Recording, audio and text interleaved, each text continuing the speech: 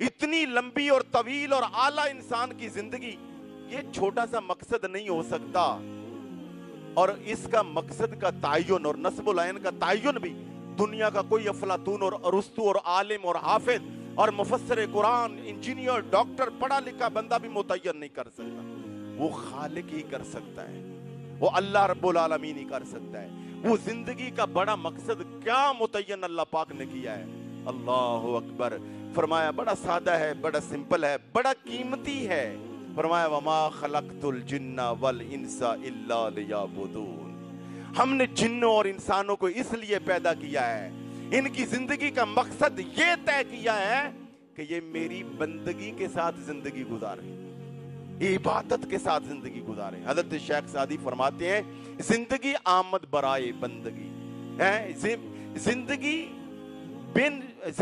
بے بندگی شرمندگی. اگر بغیر بندگی کے زندگی گزاری تو یہ شرمندگی ہے، یہ کوئی زندگی تو نہ ہوئی. اور اللہ رب العالمین کی بندگی کے ساتھ اگر ہم نے زندگی گزاری تو پھر چاہے آپ محلات میں رہیں، چاہے آپ غربت میں رہیں، مقصد آپ کے سامنے بندگی ہے. اسلام، میں نے پھر عرض کیا، یہ مال و دولت سے منع تو نہیں کرتا. کتنی ساری ایسی عبادات ہیں جو مال و دولت سے جڑی ہوئی ہیں. مثلا زکوٰۃ بھی تو ایک عبادت ہے، تو وہی زکوٰۃ دے گا جو امیر ہوگا. حج جو ہے وہی کرے گا جس کے پاس پیسہ ہوگا.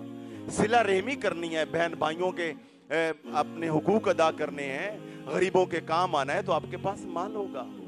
اس سے اسلام منع نہیں کرتا کہ آپ کے پاس مال و دولت نہ ہو.